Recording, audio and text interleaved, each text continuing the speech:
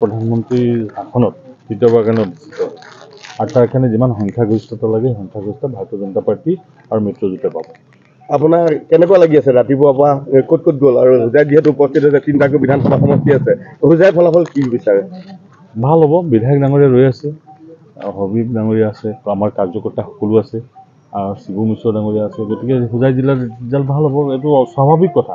কাৰণ মই অহা বুলি নহয়, হোজাই জিলাই সদায় ভাৰতীয় জনতা পাৰ্টিৰ দলটোক বহুত দীৰ্ঘদিনৰ পৰা ছাপোৰ্ট কৰি আহিছে আৰু এইটো ইয়াৰ জনসাধাৰণক সেইকাৰণে কৃতজ্ঞতা জনাইছোঁ।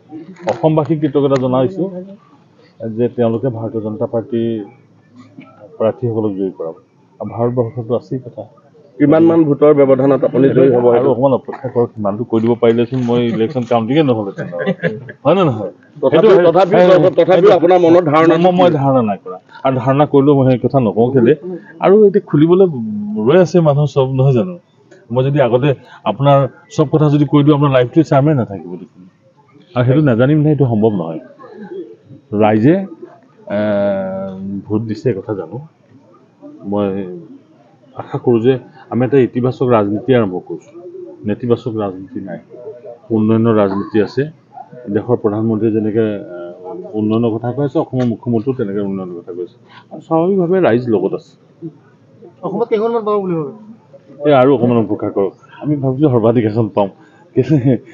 মই আকৌ কওঁ, এতিয়া চাগে আৰু সেইটো কুৱেশ্যনটো মানে ইয়াত নহ'ব, কিন্তু মই ভাবোঁ যে দেশৰ ভালৰ কাৰণে আমি আহিছোঁ, কোনো ক্ষতি কৰিবৰ কাৰণে নহয়। এই কথা ৰাইজে বুজি পাইছে আৰু সেইকাৰণে প্ৰধানমন্ত্ৰী ডাঙৰীয়াক তৃতীয়বাৰৰ কাৰণে প্ৰধানমন্ত্ৰী বনাবৰ কাৰণে, নৰেন্দ্ৰ মোদী ডাঙৰীয়াক তৃতীয়বাৰৰ কাৰণে সেই আসনত অধিষ্ঠিত কৰিবৰ কাৰণে মানুহ নিজে বিচাৰিছে।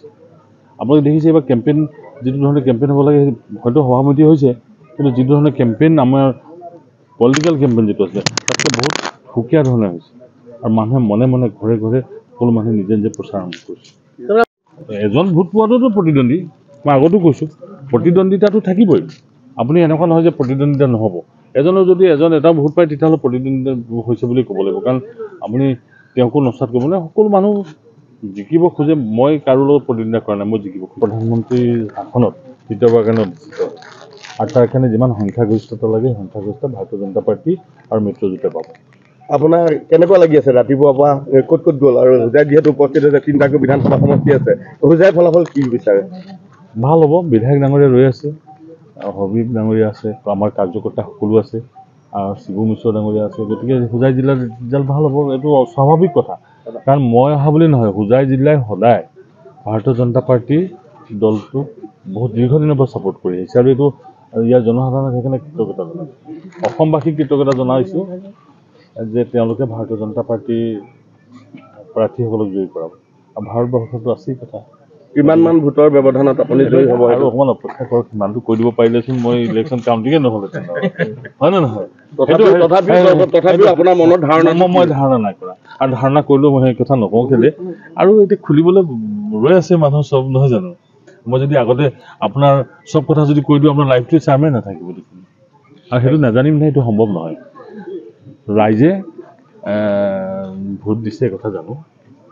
মই আশা কৰোঁ যে আমি এটা ইতিবাচক ৰাজনীতি আৰম্ভ কৰিছোঁ। নেতিবাচক ৰাজনীতি নাই, উন্নয়নৰ ৰাজনীতি আছে। দেশৰ প্ৰধানমন্ত্ৰীয়ে যেনেকৈ উন্নয়নৰ কথা কৈ আছে, অসমৰ মুখ্যমন্ত্ৰীও তেনেকৈ উন্নয়নৰ কথা কৈছে আৰু স্বাভাৱিকভাৱে ৰাইজ লগত আছে। অসমত কেইখনমান পাব বুলি ভাবে? এই আৰু অকণমান অপেক্ষা কৰক, আমি ভাবিছোঁ সৰ্বাধিক এখন পাওঁ। মই আকৌ কওঁ, এতিয়া চাগে আৰু সেইটো কুৱেশ্যনটো মানে ইয়াত নহ'ব, কিন্তু মই ভাবোঁ যে দেশৰ ভালৰ কাৰণে আমি আহিছোঁ, কোনো ক্ষতি কৰিবৰ কাৰণে নহয়। এই কথা ৰাইজে বুজি পাইছে আৰু সেইকাৰণে প্ৰধানমন্ত্ৰী ডাঙৰীয়াক তৃতীয়বাৰৰ কাৰণে প্ৰধানমন্ত্ৰী বনাবৰ কাৰণে, নৰেন্দ্ৰ মোদী ডাঙৰীয়াক তৃতীয়বাৰৰ কাৰণে সেই আসনত অধিষ্ঠিত কৰিবৰ কাৰণে মানুহ নিজে বিচাৰিছে।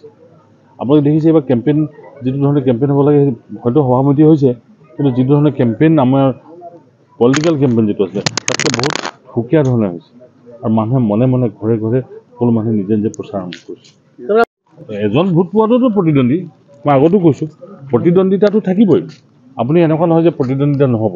এজনৰ যদি এটা ভোট পায় তেতিয়াহ'লে প্ৰতিদ্বন্দ্বিতা হৈছে বুলি ক'ব লাগিব, কাৰণ আপুনি তেওঁকো নস্বাত কৰিব মানে সকলো মানুহ জিকিব খোজে। মই কাৰো লগত প্ৰতিদ্বন্দ্বিতা কৰা নাই, মই জিকিব খুজিছোঁ মানে।